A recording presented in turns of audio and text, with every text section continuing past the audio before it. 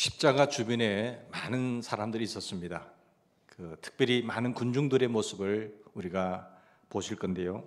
십자가 주변에 있었던 그 무리들, 그때 그 무리들, 그 군중들을 통해서 하나님 주시는 메시지가 무엇일까? 오늘 말씀을 통해서 한번 나누고자 합니다. 그 군중들의 그 많은 무리들의 모습을 속에서 세 가지 얼굴의 모습을 볼 수 있어요. 오늘 본문에 나타난 말씀처럼 첫 번째 얼굴은 어떤 모습일까요? 종료주일날 그 많은 무리들이 입성하시는 그 주님을 환영하기 위해서 손에 종려가지를 흔들고 많은 군중들이 호산나 다윗의 자손이여 예수님을 환호했습니다. 제자들이 먼저 소리를 치니까 그 무리들이요, 예수님이 예루살렘에 오시는 것이 얼마나 좋았는지, 태극기를 흔들든지 뭘 하든지 이렇게 흔들면서 야단법석이었죠. 그들의 겉옷을 펴면서 깔고 예수님 카페스 쓰십시오. 그리고 손을 흔들면서 나뭇가지를 흔들면서 예수님을 환호하며 찬양하는 모습이 나타나 있습니다. 소리를 높이는 거예요. 소리를 높여서 찬양했죠. 호산나 다윗의 자손이여 찬송하리로다. 주의 이름으로 오시는 이여 가장 높은 곳에서 호산나 하리로다. 이렇게 했습니다. 우리가 마태복음의 기사를 좀 더 자세히 살펴보면 6절 말씀 보실까요? 겉옷을 먼저 펴기 시작한 사람이 누구죠? 예수님의 제자들이었어요. 제자들이 그렇게 하니까 사람들도 너도 나도 다 겉옷을 땅에 깔면서 예수님 카펫으로 쓰시라고. 제자들이 가서 예수의 명하신 대로 하여 나귀와 나귀 새끼를 잡아서 끌고 오고 자기 겉옷을 그 위에 얹음에 예수께서 나귀를 타고 입성하시는 장면입니다. 여러분, 그들에게 적어도 이 순간 제자들의 입술에서 나왔던 그 소리 많은 무리들도 같이 외쳤어요. 뜻도 모르고 그냥 외친 거죠. 얼마나 좋았겠습니까? 힘껏 하나님 주님을 찬양하는 모습, 그리고 신앙의 고백이 있죠. 제자들의 동일한 내용의 고백이 그 무리들 속에도 했을 거예요. 그 고백은 호산나 다윗의 자손이여 찬송하리로다.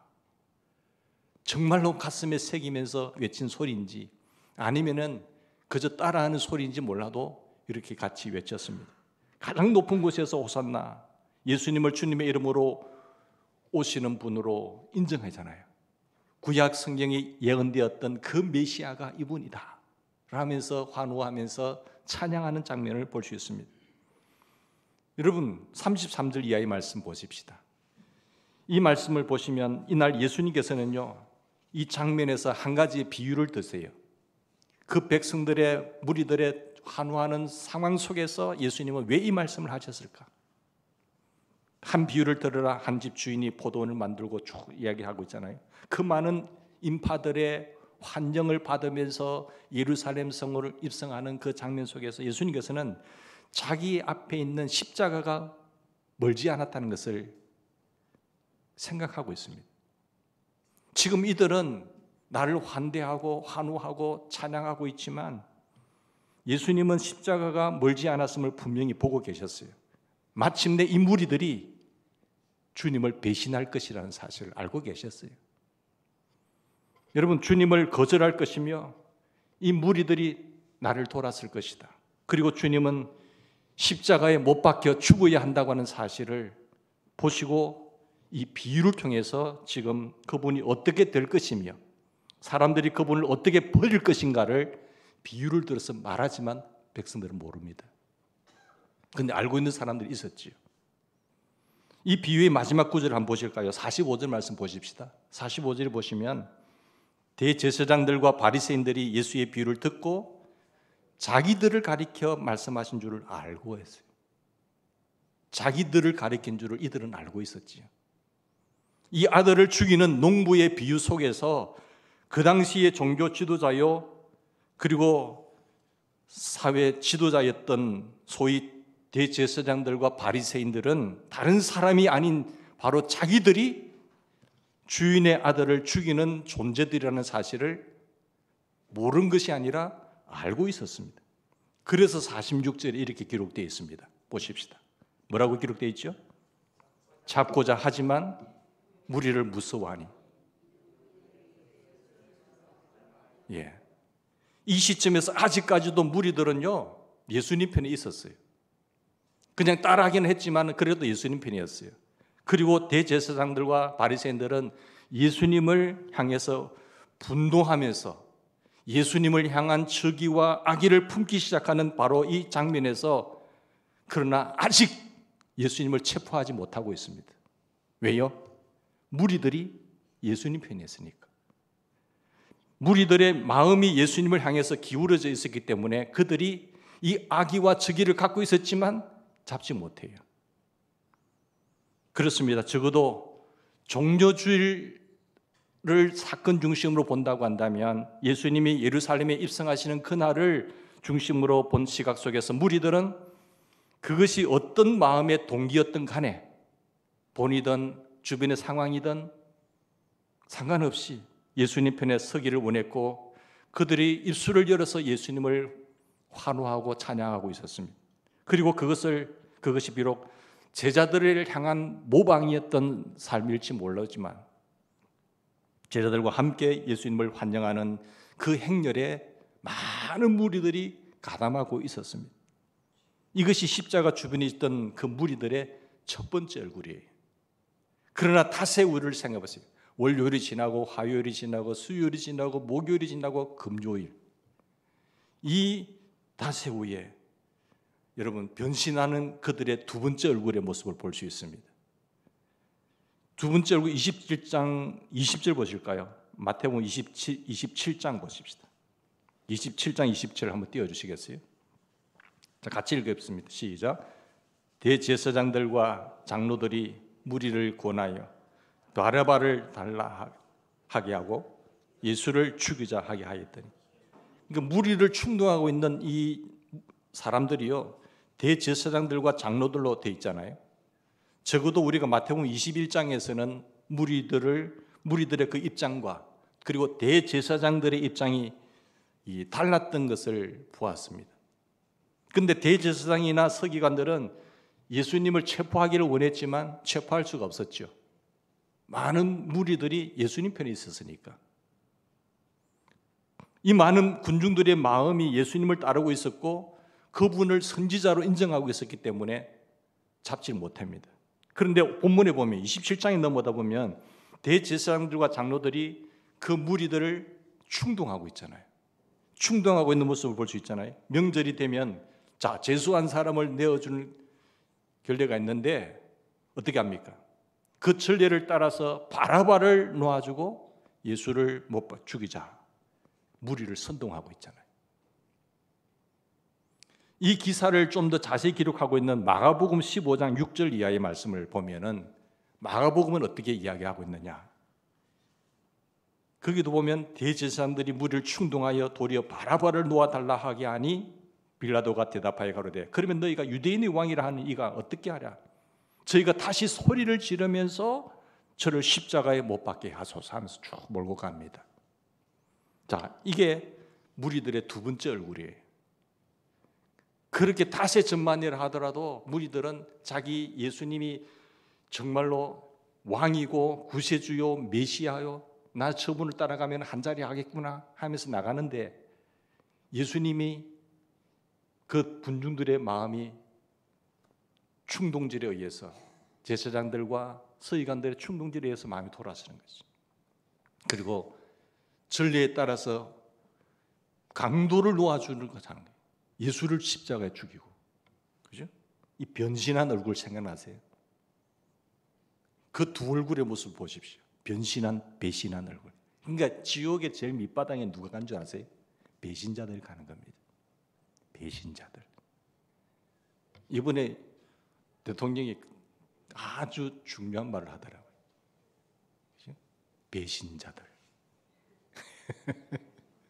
자기가 다 세웠는데 그 사람들이 배신한 거예요. 역사는 나중에 진실은 밝혀지겠지 모르겠습니다만은, 자, 이 무리들이 바뀌어진 얼굴이에요. 지나간 주일날 종료주일에 입성하면서 예루살렘 입성하는 왕이신 예수님을 왕으로 인정하면서 그리고 선지자적 기대를 가지고 그리고 그분을 선지자로 믿고 예수님 편에 서서 제자들과 더불어서 예수님을 환영하던 그 무리들의 얼굴은 닷새 후에 완전히 돌변하여 변신합니다. 바라바를 놓아주소서. 저 예수를 못 박으소서. 예수를 죽이소서. 그들은 대제사장들, 장로들과 그리고 그 당시의 지도자들의 충동에 의해서 예수님을 못 박는 일에 앞장서는 그 무리들의 모습으로 돌변하고 있는 것을 볼 수가 있습니다. 이것이 무리들의 두 번째 얼굴이죠. 자, 그로부터 50일이 지난 이후에 또 얼굴이 어떤 모습인지 한번 보십시오. 세 번째 얼굴, 사도행전 2장을 한번 보실까요? 사도행전 2장에 보면 예수님이 십자가에 죽으시고 부활하시잖아요. 그리고 40일 동안 땅에 계세요. 그리고 예수님 말씀하신 대로 50일째 되는 날 오순절에 하나님의 영이 주님이 영으로 오십니다. 성령이 임재하세요.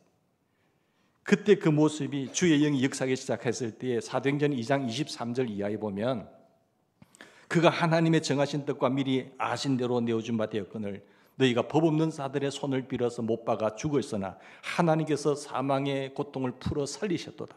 이는 그가 사망에서 매어 있을 수가 없었습니다. 너희들이 예수님을 십자가에 못 박아 죽인 그분을 하나님께서 살리셨다고 이야기하잖아요. 36절, 이 말을 듣고 이 메시지를 듣고 백성들이 무리들이 어떻게 반응합니까? 그런즉 이스라엘 온 집이 정령할지니 너희가 십자가에 못 박은 이 예수를 하나님이 주와 그리스도가 되게 하셨느니라 하니라. 자, 그들이 이 말을 듣고 어떻게 되죠? 마음에 찔려 어찌할꼬, 우리가 어찌할꼬 하거든. 마음에 찔리고 어찌할꼬 하는 거예요. 회개하는 거예요. 정말 찔리거든. 한때 그렇게 예수님을 찬양하던 그들이 돌변해서 예수님을 십자가에 못 박은 장본인이 우리니까. 그래서 우리가 어찌할꼬 라는 거예요. 여러분, 마음에 찔릴 때에요, 이를 가는 사람이 있고 어찌할꼬 회개하는 사람들이 있습니다. 서기관과 바리새인들은요, 마음에 찔렸을 때 이를 갈았어요. 그런데 참된 하나님의 사람들은 회개하고 돌아옵니다. 우리가 어찌할꼬. 사도행전 2장에 보면 무리들의 얼굴은 회개하고 있는 얼굴이죠. 베드로의 설교 속에서 우리가 어찌할꼬. 야, 우리가 예수님을 십자가에 죽였구나. 왜 그때 우리가 몰랐지? 왜 속았지? 왜 진리를 몰랐지? 왜 진정성을 몰랐지? 왜 우리가 속았지? 하면서 땅을 치며 통곡하며 회개하고 있는 장면이. 성령이 강림하시고 사도들이 하나님의 메시지를 전달할 때 그들이 십자가에 예수님을 못 박은 그 일을 회개하면서 가슴을 치고 있는 장면입니다. 우리가 어찌할 거이지? 얼마나 놀랬겠어요. 자, 비로소 그들은 예수님을 십자가에 못 박은 그 사실을 마음 아프게 회개했습니다. 가슴을 칩니다. 형제들아, 우리가 어찌할 거이지? 그런지 아무든지 회개하고 주 예수를 믿으면 세례를 받아라. 그리하면 성령을 선물로 받으리라 했어요. 회개하고 있는 군중들의 얼굴 모습 볼 수 있죠. 십자가를 둘러싼 이 세계의 현장을 통해서 우리가 군중들, 이 무리들의 얼굴의 모습을 볼 수가 있지 않습니까? 첫째는 호산나 다윗의 자손이시여 하면서 환호하고 있는 속에 숨기고 있는 그들의 얼굴 모습, 그리고 또한 변신한 얼굴의 모습, 그리고 회개하는 이들의 무리들의 모습을 볼 수 있습니다.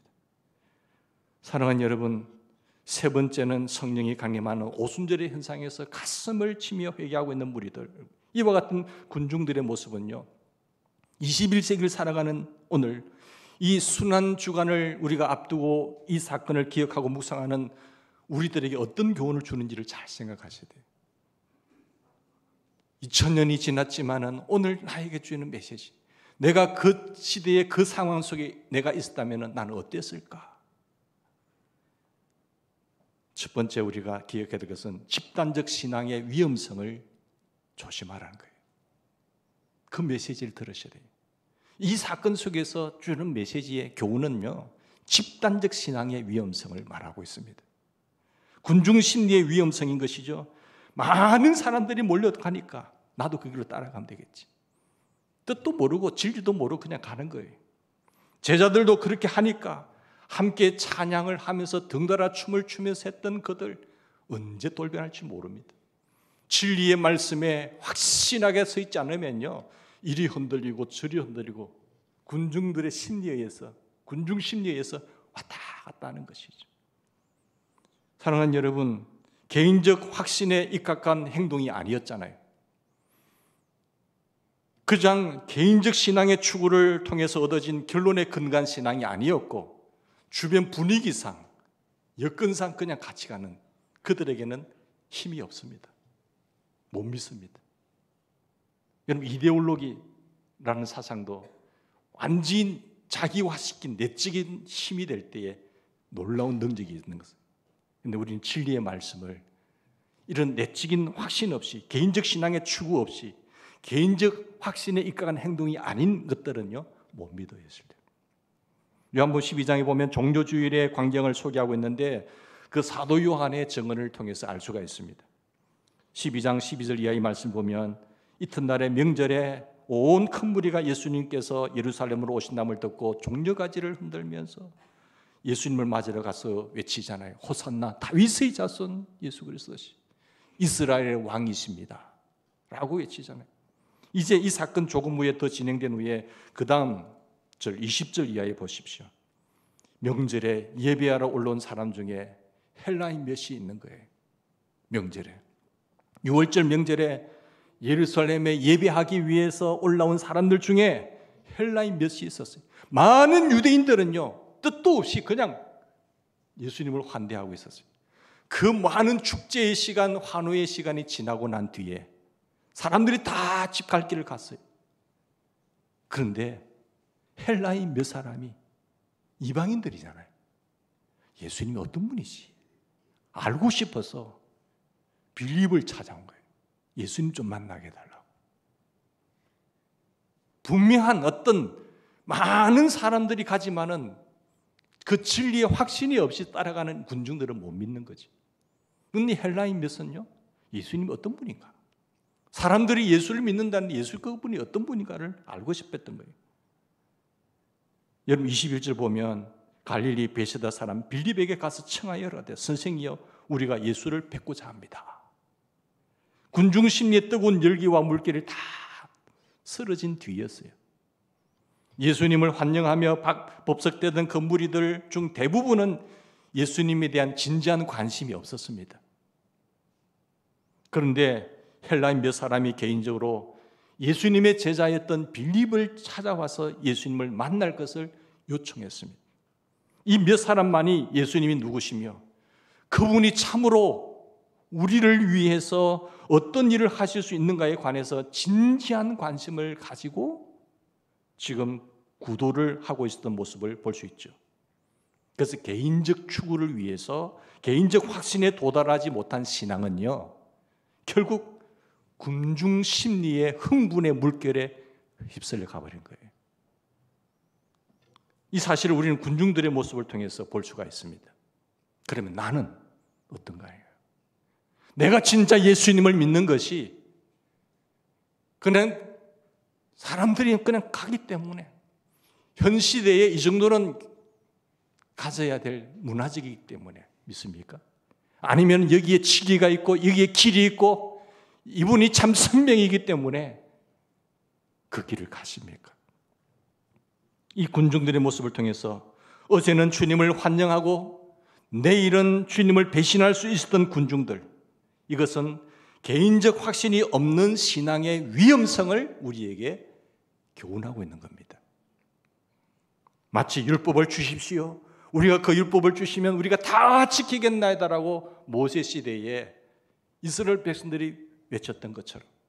그런데 막상 모세가 하나님의 율법을 계명을 받아서 들고 내려오니까 밑에서 뭐 하고 있습니까? 금송아지를 우상을 만들고 야단 법석하고 있지 않습니까? 율법을 파괴하고 있었던 시내산의 그 백성들처럼 혹은 그렇게도 부풀러진 가슴을 가지고 가나안 땅에 들어갈 것을 기대하고 거기에서 우리가 가나안 땅에서 하나님을 섬길 것을 기대하면서 여호수아의 인도로 가나안 땅에 들어가자마자 가나안의 우상의 신들을 섬기면서 오히려 하나님을 버리기 시작했던 그 많은 백성들과도 똑같은 겁니다. 그래야 마침내 여호수아는 자기의 마지막 확신을 가지고 자기 백성들에게, 그 백성들에게 다음과 같은 결단을 하라고 외치고 있습니다. 너희는 오늘날 누구를 섬길 것인가를 오늘 택해라. 그러나 너희들이 어떤 길을 선택하든지 간에 오직 나와 내 집은 여호와만을 섬기겠노라 라고 말했습니다. 이것은요, 자기 개인적인 확신이에요. 군중심리의 위험성을 보십시오. 갈멜산에 있었던 그 많은 무리들을 기억하십시오. 바알신을 추종하다가 엘리야의 하나님이 진정한 하나님인 것을 입증되는 그 순간 그들의 마음은 다시 돌았습니다.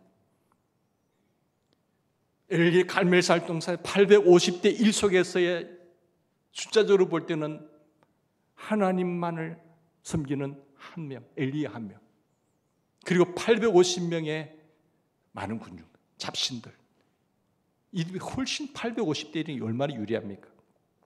그런데 이들이 믿는 신이 다 불타고 하나님의 신이 참신인 것을 발견되는 순간 백성들의 무리들은 어떻게 반응합니까?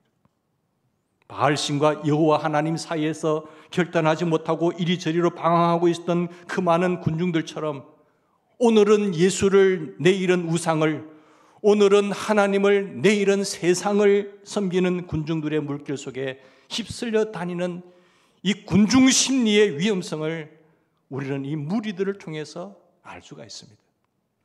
주님 그걸 구분하는 거예요. 개인적으로 진지하게 신앙을 추구하고 개인적으로 내가 이분이 참 나의 구세주이고 내 생명을 책임지실 분이라고, 그래서 예수님을 영접하고 온 세상이 나를 버린다고 하더라도 그리스도와 나 사이의 관계는 어떤 것인가를 개인적인 만남과 그리고 개인의 체험에 의해서 확신하지 못한 신앙은요, 결국 군중들의 흥분과 열기에 지나지 않는다는 사실을 교훈하고 있는 거예요. 절대 못 믿습니다. 이것이 군중 심리의 위험성을 경고한 사항이라는 사실. 우리는 이 시대를 지금 살아가고 있지만 절대로 흔들리지 않는 예수님 그분만을 붙잡고 진리에 확신한, 무너지지 않는 반석 위에 세운 집이 되기를 바랍니다. 세상 물결을 따라서 어중중하게 살아가는 신앙이 아니라 정말 예수님 바라보고 진리에 서서 승리하는 우리가 되기를 바랍시다. 그래야 부활의 아침에 동참할 수가 있어요. 아무든지 나를 따라오려거든 자기를 부인하고 자기 십자가를 지고 나를 쫓아나가신 주. 그 고난을 외면하지 않을 때에 그 부활의 영광과 승리는 우리에게 주어진다는 그 확신 속에서 우리가 고난 주간을 보내는 은혜로운 시간이 되기를 바랍니다. 같이 기도하십시다.